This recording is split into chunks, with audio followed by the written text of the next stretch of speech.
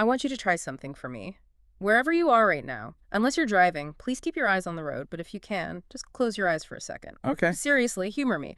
Now, imagine you are standing in a grocery store. You're in the produce aisle. I'm with you.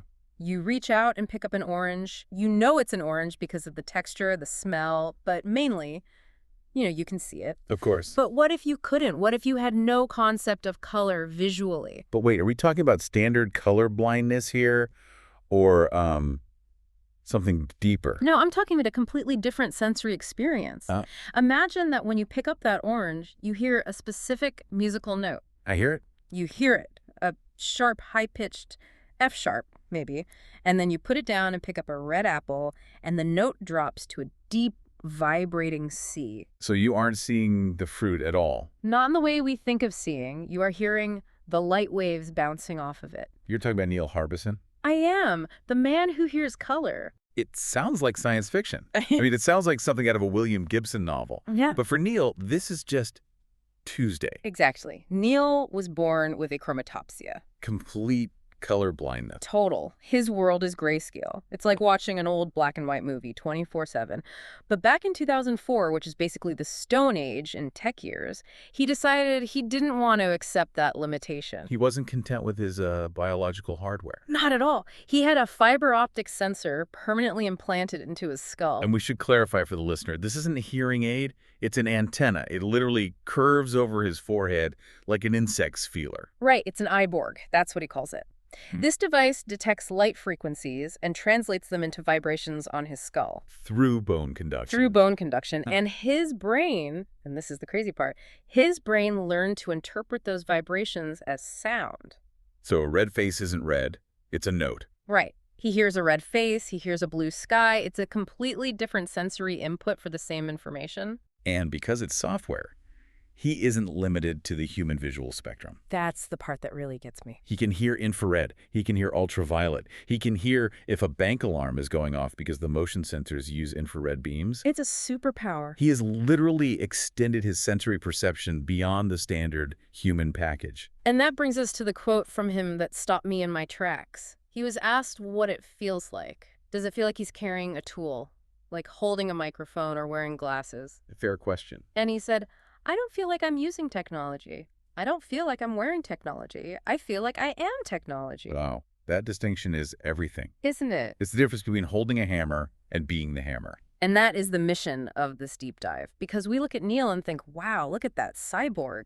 We think of him as this extreme edge case. An outlier. An outlier. But the research we have in front of us today, this massive stack of papers on philosophy, neuroscience, and military ethics, it argues that Neil isn't an outlier. No, he's just a clearer picture of what you already are. Exactly. You might not have an antenna drilled into your occipital bone, but look at your hand right now. You're likely holding a smartphone. You probably are. You use it to remember phone numbers you used to memorize. You use GPS to navigate streets you used to know by heart. You use AI to draft emails you used to write yourself. We are all outsourcing. All the time. We're all extending our minds. We are outsourcing our cognition. But here is the tension, and this is what we are going to wrestle with for the next hour. And it's a big one. Are we upgrading our operating system, or are we slowly wiping the hard drive? That is the core conflict. We're going to look at the theory of 4E cognition, which argues that our tools are literally parts of our minds. The upgrade side of the argument. Right, but we're going to crash that against the memory paradox and the concept of deskilling, the idea that by outsourcing the struggle of thinking, we lose the internal structures we need to actually be intelligent. So buckle up. We are analyzing the relationship between human biology and technology. Are we becoming superhumans? Or just empty vessels holding smart sensors? This is the deep dive. Let's start with the argument for the upgrade. We need to talk about 4E cognition. Okay, let's unpack this. 4E. It sounds like a shoe width or maybe a seat assignment in economy class, but I know it stands for something much more complex. It does. It stands for embodied, embedded, extended, and enacted. Okay, that's a mouthful. It is, but it's a movement in cognitive science and philosophy that it challenges the old idea, the Cartesian idea, that thinking is just something that happens inside your brain. Like a computer processing data in a sealed box. Exactly. The old brain in a vat idea, that if you took my brain out and put it in a jar with some nutrients, I'd still be me thinking my thoughts. And 4E says... 4E says, no, no, no. The mind isn't trapped in the head. It is dynamically intertwined with the world. Okay, so it's not just what's inside the skull, it's the whole system. The whole system. And the extended part, the third E, is what we really want to focus on today. The central thesis here is that when you use a tool to help you think, that tool isn't just an accessory. It's not just a fancy pen. No, it becomes a functional part of your cognitive process. So my phone isn't just a tool, it's basically my external hard drive. That's the perfect analogy. And the classic way to explain this, the way philosophers have been debating it for decades, is the story of Inga and Otto. Right. This comes from a famous paper by philosophers Andy Clark and David Chalmers. I love this story because it's so simple, but the implications are wild. So lay it out for us. Who is Inga? Inga is a regular person, standard biological memory. She hears about an exhibition at the Museum of Modern Art MoMA in New York. Okay. She wants to go. She thinks for a second, pauses, accesses her biological memory, retrieves the fact that the museum is on 53rd Street, and she starts walking. Standard cognitive processing. Retrieval from long-term memory inside the skull. Nothing weird there. Exactly. Now, meet Otto.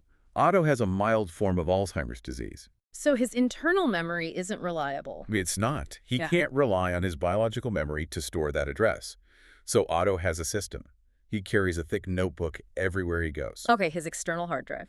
Precisely. He writes Yeah. everything down. Right. When he hears about the exhibition, he opens his notebook, flips to the letter M, finds MoMA, sees 53rd Street, and starts walking.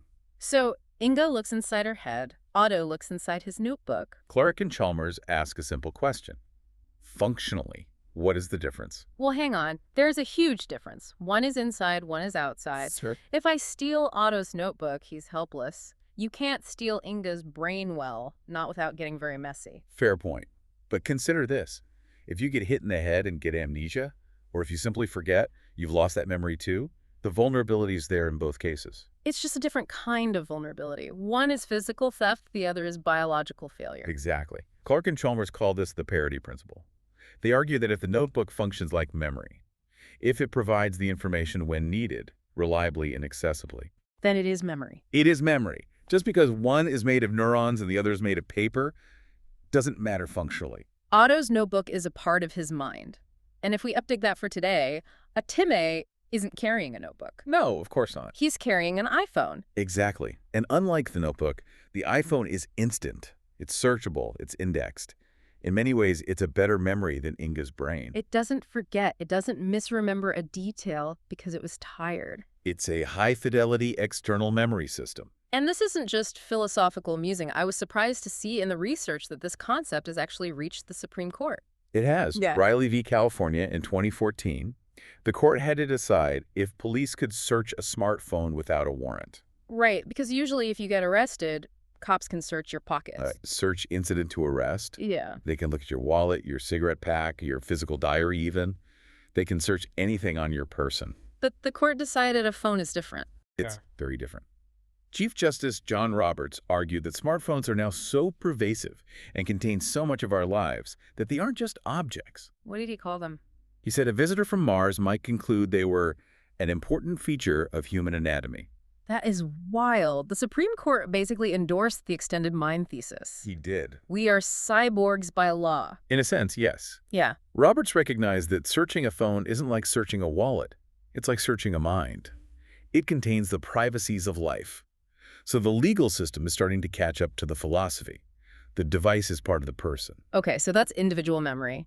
Inga and Otto are just trying to find a museum. But this concept scales up, doesn't it? It does, massively. It extends to how we process complex tasks in groups. This brings us to distributed cognition, This is where we leave the sidewalk with Otto and jump aboard a Navy ship. specifically the USS Palau. Right.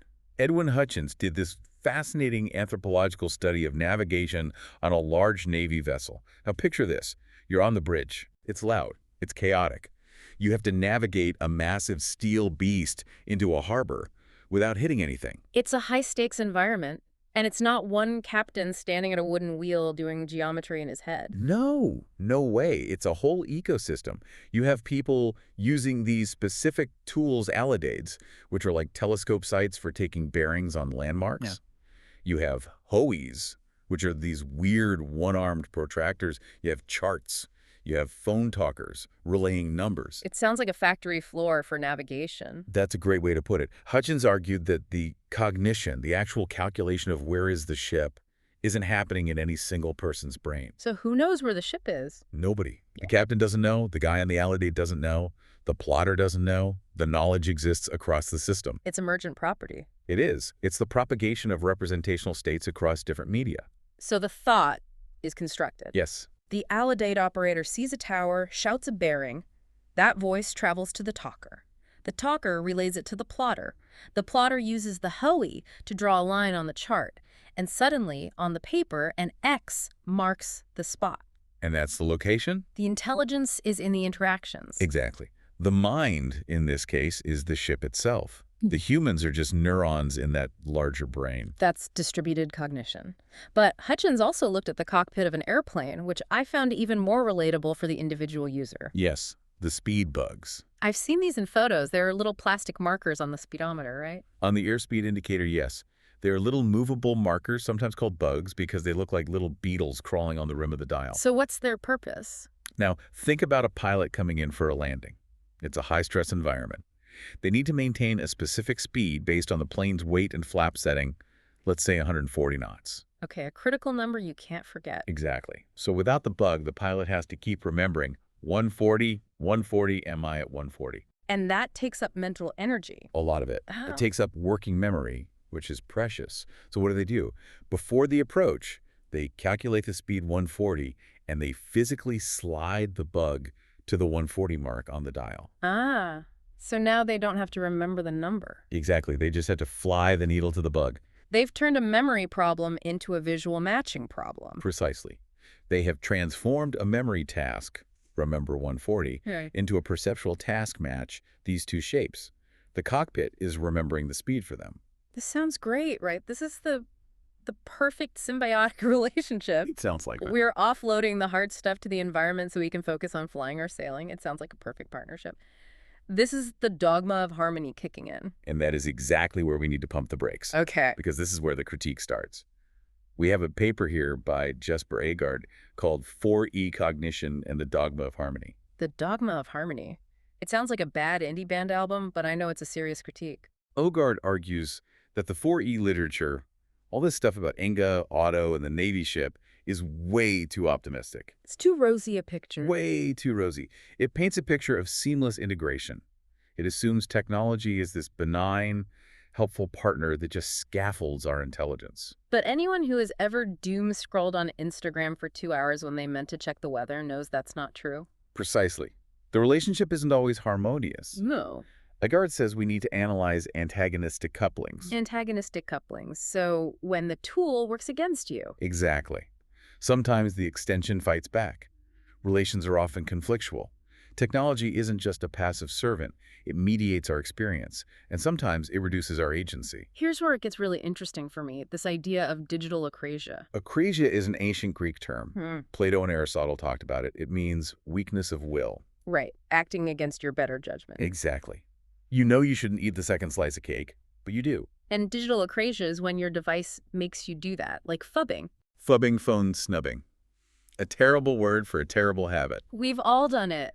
You're at dinner with a friend, you hear a buzz, you know you should pay attention to the human being in front of you. Your prefrontal cortex is screaming, don't do it. You want to be a good friend, but the device pulls you in, you look down. It's the friction in the system. If the phone was just an extended mind, like Otto's notebook, it would sit there quietly until you needed a fact. Right, Otto's notebook wasn't buzzing. Otto's notebook didn't have push notifications. It didn't have algorithms designed by thousands of engineers specifically to hijack your dopamine system. That's a huge difference. Otto's notebook wasn't trying to sell him shoes or make him angry about politics. Exactly. And think about the irony of apps like Stay Focused or Freedom. Yeah. These are apps that lock you out of the internet so you can get work done. I use those. I literally have to use technology to protect me from technology. Right. I have to install a digital bouncer to keep the other apps out of the club. Which proves the relationship isn't purely harmonious. It's not a dogma of harmony. It's a struggle for self-control. It's an arms race for my attention. It is. We are fighting a war for our own attention against the very tools that are supposed to be extending us. But it's not just about distraction, is it? It's about capability. This brings us to the June oven. Ah, yes. Ah. The smart toaster to end all smart toasters. This is a $1,500 countertop oven with AI sensors and a camera inside. $1,500, wow. You put a piece of salmon in, the camera sees it, the AI says that is salmon, 8 ounces. It weighs it, it sets the temperature, it cooks it to perfection. A marvel of engineering. I mean, that's amazing. But let's look at the deskilling aspects. Right, Frischman and Selinger bring this up in their analysis. Okay, so if you cook a piece of salmon in a regular pan and you burn it, what happens? I learn that the heat was too high or I left it too long. My brain updates its model. I get a prediction error, which we'll talk about later. Right, you learn. Yeah. Your brain updates its model of cooking salmon. Yeah. But if the June oven burns the salmon, which is unlikely, but let's say it cooks it slightly wrong, what learns? The database learns. The database. The AI in the cloud gets an update, not me. Exactly. The user is disincentivized from learning to cook. If the smart oven does it perfectly every time, you never develop the intuition for heat, time, and texture. You never get the feel for it. Never. You're outsourcing the skill entirely. And people will argue, so what? I don't need to know how to churn butter or shoe a horse. Why do I need to know how to cook salmon if the machine does it? That's the common counter-argument. Yeah. But this goes deeper than just household chores. Look at GPS. Okay. Hutchins praised the speed bug, but Frischman and Selinger argue that GPS turns humans into automated devices. Yes. When you use GPS, strictly following the turn-by-turn directions, you stop being the navigator. You're not making decision. No, you become the actuator. You are just the meat robot turning the wheel when the voice says, turn. Turn left in 200 feet. I turn left. I'm not thinking about where I am. I'm just executing a command. You stop looking at landmarks. You stop building a mental map of the city. Right. We've all had that experience where the GPS fails, and suddenly we have no idea where we are, even if we've driven that route 10 times. It's true. We were physically present, but cognitively absent. And this is the distinction between recruiting a tool and outsourcing to a tool. Okay, explain that. Recruiting is centripetal. It pulls capacity inward, aiding your ability to act. So it makes me better? Yes. A compass helps you navigate, but you still have to understand north and read a map. It's a partnership.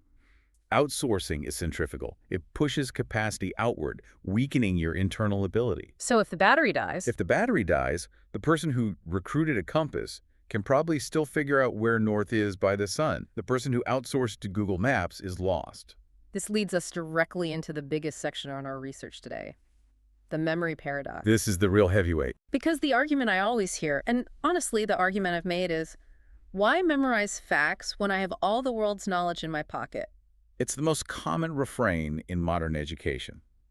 Don't be a sage on the stage, be a guide on the side. Right. Teach critical thinking, not rote memorization. But the neuroscience paper we have, the memory paradox, why our brains need knowledge in an age of AI, argues that this is a false dichotomy. A completely false choice. Yes, it says you literally cannot think critically without facts stored in your brain. Okay, that's a huge claim. How do they back that up? Correct. To understand why, we have to open up the hood and look at the engine. We need to talk about how the brain actually learns. And it turns out memory isn't just one thing. It's not just a filing cabinet. No, it's more like a factory with two very different departments. Department 1 is declarative memory. Declarative. This is what? Facts, dates, names, phone numbers. The capital of France is Paris. My hotel room is 304, that kind of thing. Exactly. This relies heavily on a part of the brain called the hippocampus. Think of the hippocampus as a whiteboard. Whiteboard. How so? It's great for jotting things down quickly. You can learn a fact in 1 second. It's very flexible. But whiteboards are easily erased. Precisely. Declarative memory is flexible, but it's computationally expensive. It Okay. requires conscious effort. So it takes up processing power. A lot. If I ask you to multiply 17 by 14, you can do it, but you have to stop walking, close your eyes, and think. You are using your working memory, your whiteboard, to crunch the numbers. It's slow, it's effortful. Okay, so that's Department 1. Now let's look at Department 2. Procedural memory. Procedural. This is the how. This involves the basal ganglia, a deep ancient structure in the brain. This is where habits and skills live. This is riding a bike. This is absolutely riding a bike. You don't think about balancing and pedaling, you just do it. It's automatic. It's automatic. Procedural memory is slow to learn. You have to crash that bike 50 times before you get it. But once it's locked in, It is lightning fast and automatic. It doesn't use the whiteboard. It runs in the background. So the goal of learning, of becoming an expert, is to move things from Department 1 to Department 2, That is the definition of expertise. from the whiteboard to the factory floor. That's it. It's what computer scientists sometimes call grokking. It's that magical moment where the struggle disappears. Think about playing chess. Okay, I'm terrible at chess, but go on. When a novice plays chess, they're using declarative memory. The whiteboard. Right. They look at the knight and think, okay, the horse moves 2 up and 1 over, or is it 1 up and 2 over? They are checking the whiteboard every single turn. So their brain is clogged up with just the basic rules. Completely. And because my brain is clogged with rules, I can't think about strategy. Your working memory is a bottleneck. It can only hold about 4 or 5 items at once. And if you are using all those slots just to remember how the pieces move, you have 0 processing power left to plan an attack. But a grandmaster. A grandmaster has moved the rules to the basal ganglia, to procedural memory. They don't look at a knight, they see a line of force. Wow. They see the board as a picture. They aren't thinking, they're perceiving. This frees up their whiteboards, their conscious mind, to think about deep strategy 10 moves ahead. So offloading prevents this transition. How does that work? It short-circuits it. If you always use a calculator or always use GPS or always ask ChatGPT to draft the paragraph, you never engage that struggle. The struggle is the key. The struggle is the signal to the brain that says this is important, consolidate it. Yeah. Without that struggle, you never force the brain to move the memory from the hippocampus to the basal ganglia. Yeah. You remain a permanent novice. You're always checking the rule book. Always. And here's the part that blew my mind. Prediction errors. Okay. This is the dopamine spike, right? This is fundamental to how mammals learn. The brain is constantly making predictions about the world. It's a prediction machine. So when you type 5 times 10 into a calculator, your brain, if you have internal knowledge, makes a split-second prediction, 50. Right. It's automatic. If the calculator says 50, you get a tiny confirmation. No big deal. But if you accidentally hit an extra 0 and the calculator says 500, Whoa, wait a second. your brain screams, surprise! That mismatch between expectation and reality is a prediction error. And that's a good thing. It's the best thing for learning. It triggers a spike of dopamine and norepinephrine that tells the brain, pay attention, something is wrong, learn from this. Like a biological save button. That's a great way to put it, but if I don't know my multiplication tables, You have no prediction. you have no internal model to generate the surprise. So if the calculator says 500, You accept it. You write it down. You move on. you are flying blind. You cannot critically evaluate the answer because you don't have a rough estimate stored in your head. That is terrifying. It means you are completely at the mercy of the tool. Completely. If the tool hallucinates or glitches or lies, Yeah. you have no defense mechanism. We see this in medicine. A nurse who has internalized the dosages knows immediately if a machine output looks wrong. They get that feeling that's too much morphine. Right. A novice who is just following the screen might kill the patient. You need the internal knowledge to supervise the external power. You need the grandmaster's intuition to double-check the rookie's calculation. Exactly. This connects to the idea of schemata. We need to define this because it seems crucial to the empty head problem. Schemata are the internal mental frameworks we use to organize the world. Think of them as the filing system of the mind. Like a script. Yes, you have a restaurant schema, Yeah. and you go in, sit down, order, eat, pay. You don't have to figure that out every time. And the paper mentions neural manifolds, which sounds very complicated. It's the neuroscience term for the same idea. These are low-dimensional shadows or maps in the brain. They are simplified representations of complex realities. So a schema is the map. It's the map. When you have a robust neural manifold for a subject, say mathematics, you can navigate complex problems efficiently. You can see the path to the solution. But if you lack the schema, if you have no map, Every problem looks new. Every problem is high-dimensional and overwhelming. You are lost in the woods without a map. and they found this with students using ChatGPT, didn't they? Yes. There was a study on metacognitive laziness. Metacognitive laziness. I think I have that. We all might. Students use ChatGPT to help write essays, and the essays came out with higher quality scores than the students could produce on their own. Great, right. Better grades. The tool is working. That's what you'd think. But when tested later, the students retained almost no knowledge. Oh. And worse, they performed poorly on future tests that required them to use that knowledge. Why? They engaged in metacognitive laziness. They let the AI do the thinking. They bypassed the struggle. They didn't build the scheme. Didn't build the map. No. They just produced the output. They teleported to the destination without learning the route. It's the illusion of competence. Exactly. You feel smart because you produce a smart essay, but the smarts are in the server farm, not in your skull. And this might be having a population-level effect. We need to talk about the Flynn effect. The Flynn effect is the long-term trend of IQ scores rising throughout the 20th century. People were getting smarter. By about 3 points per decade. Better nutrition, better education, more complex environments. It was a reliable trend for a long, long time. But recently, that trend has reversed in wealthy nations. That's the alarming part. In Norway, Denmark, Britain, IQ scores are dropping about 7 points per generation in some places. Whoa, we are getting dumber. Dumber is a loaded word, but we're scoring lower on standard cognitive tests. And the correlation is fascinating. What's it correlated with? The reversal aligns almost perfectly with the shift in education away from memorization and towards learning how to learn, and of course the rise of digital tools. So, by stopping the drill and kill of memorizing facts, and by giving everyone a calculator and a smartphone, we might have actually lowered our collective processing power. It's a hypothesis, but a strong one. The expert insight here is pedagogical attribution displacement. Okay, break that down. That's a fancy way of saying we might have given credit to new, fun teaching methods, discovery learning, when the success of previous generations was actually built on the boring, old-school foundation of memorization they got in the early grades. So we thought the new stuff was working. But we were really just running on the fumes of the old stuff. Now that we've removed the foundation, the house is sinking. That is a sobering thought. We've discussed using tools, that's 4E. We've discussed the risks of atrophy, that's the memory paradox. Now let's go to the extreme edge. To the true believers. Let's look at the people who say, forget the notebook, let's merge. The transhumanists. This is section 5. We're looking at transhumanist thought on human enhancement. This isn't just about using a phone, it's about fundamentally changing our biology. Transhumanism is a philosophy that seeks to accelerate evolution. Thinkers like Max Moore and Nick Bostrom argue that the human condition is a work in progress. A beta version. Exactly. We shouldn't just accept our limitations, aging, death, limited memory, limited senses. We should use science and technology to overcome them. And this isn't just guys in basements hacking their bodies. The military is all over this. Of course.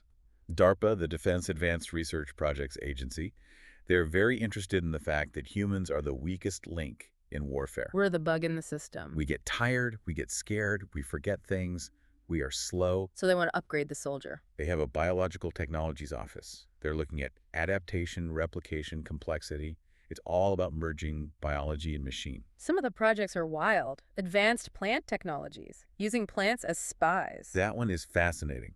They are genetically modifying plants to act as sensors for chemical or nuclear threats. How would that even work? Imagine a field of wheat that turns purple if it detects sarin gas, or a houseplant that droops if there's radiation. It's using biology as hardware. That's incredible. But the human-centric stuff is even more intense. The Neural Engineering System Design Program. NESD, yeah. They want biocompatible neural implants for two-way communication between the brain and a computer. Two-way, so not just reading brainwaves. Not just reading thoughts, but writing them. This brings us back to Neil Harbison, but weaponized. Massively. Yeah. There was a Future of War conference where they described a pilot flying an F-35 simulator using only a brain-computer interface. Oh, wait, what? No hands? No hands on the stick, no feet on the pedals, just thought. That is basically telepathy with a jet fighter. It is, and think about the speed. Your hands are slow. Your nerve impulses from your brain to your hands are slow. There's a lag. A biological lag. Yeah. If you can bypass the body and connect the brain directly to the flight computer, your reaction times become instant. You become the plane. But this blurs the line between restorative and enhancement, doesn't it? That's the ethical Rubicon. That's the line in the sand. Restorative tech is, you lost an arm, here is a robotic arm. You are blind, here is a bionic eye. We all agree that's good. It's about getting back to a baseline. But enhancement is, you have 2 good arms, but here's the 3rd robotic arm controlled by your mind so you can reload while shooting. Or you have normal vision, but here's infrared vision so you can hunt at night, going beyond the human baseline. And the ethical question becomes, is this the ultimate form of the extended mind? Is this just Inga and Otto taken to the logical conclusion. Or is this the ultimate form of deskilling our humanity? That's the other side of it. If you can download a language directly to your brain, like in the Matrix, do you lose the value of learning it? Does it mean the same thing? If the chip does the translation, do you understand the culture? Do you get the nuance? Or are you just a meat puppet for the software? That's the fear, that we become the empty vessel that holds the sensor, the pilot in the F-35.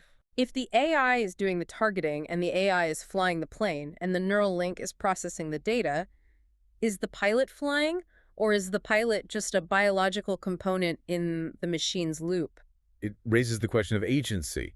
If your thoughts are mediated by a chip, are they your thoughts? So what do? We've painted a picture of incredible potential flying jets with our minds, hearing color, but also terrifying loss amnesia, deskilling, lower IQ, losing our agency. How do we synthesize this? I think we need to revisit the dogma of harmony. We have to accept that technology is non-neutral. It's not just a passive tool. Not at all. It isn't just good. It comes with friction. It has an opinion. A guard suggests a precautionary principle. Yes, that it may also cost less. Every time we introduce a new tool, we should finish the sentence. Okay, give me an example. GPS helps us navigate, but it may also erode our spatial skills. ChatGPT helps us write essays, but it may also atrophy our ability to organize our thoughts. Exactly. Just acknowledging the trade-off allows us to mitigate it. It stops us from sleepwalking into atrophy. It makes us conscious of the choice we're making. And we can look at the 85% rule from the neuroscience literature. What's that? It says learning requires a sweet spot of struggle. If you succeed 100% of the time, you aren't learning. You're just executing a known procedure. And if you fail 100% of the time, You give up. Yeah. The optimal success rate for neural consolidation, for moving things from the whiteboard to the factory, is about 85%. you need to get it wrong 15% of the time. You need that friction. Yeah. So if AI makes my job 100% easy, You aren't learning, you are stagnating. right, you need to introduce artificial friction. You need to force yourself to do the math in your head sometimes. You need to write the first draft without the AI. You need to try to navigate without the GPS until you are truly lost. Find that 85% sweet spot. We need to augment without atrophy. That's the slogan. Right. We need internal knowledge to wield external power. You can't just be the external power. The source material also touches on education. It critiques the guide on the side model. Right. It says explicit instruction is necessary for biologically secondary knowledge. Biologically secondary, what does that mean? Primary knowledge is stuff we evolved to learn naturally. Yeah. Walking, speaking, recognizing faces. You don't need a textbook to learn to walk. You just do it. It's hardwired. Right. Secondary knowledge is cultural stuff, math, reading, coding, chess. We did not evolve to do algebra. Our brains are not built for it from the factory. No. Okay. You cannot rely on discovery learning for that. You need a sage on the stage to build the schema first. You need someone to give you the map. So we need teachers to teach facts. We need to memorize those facts. Mhm. And then once we have a schema, we can use the tools to fly. Precisely. Use AI as a tutor to challenge you, not as a servant to solve the problem for you. So you could ask the AI. Ask the AI, don't tell me the answer, give me a hint. Test me on this vocabulary, create a practice quiz for me. That is recruiting the tool. That's using it to build your internal knowledge. Yes, not replace it. This has been a massive journey. We've gone from a guy hearing colors with an antenna to the neurological firing of the basal ganglia to the cockpit of an F-35. It's a huge landscape. And the takeaway is pretty clear. The danger isn't the technology itself. The antenna is cool. The smartphone is a miracle. The danger is the illusion of competence. It's mistaking the tool's ability for our own. It's forgetting that Otto without his notebook is lost. We don't want to be Otto. We want to be Inga with a notebook. We want the internal power and the external reach. Right. Because if we outsource everything, our memory, our navigation, our critical thinking, we have to ask ourselves a final uncomfortable question. What's that? If the neural manifold, the structure of thought itself, is residing in the machine, and the predictions being made by the algorithm, and the decisions being guided by the sensor, who is actually doing the thinking? Is it you? Or is it just the system processing data through you? And if the machine is doing the thinking, what are you doing? That is something I'm going to be thinking about with my own biological brain for a long time. Thanks for listening to The Deep Dive. Stay curious. And maybe memorize a phone number today, just for the exercise. See you next time.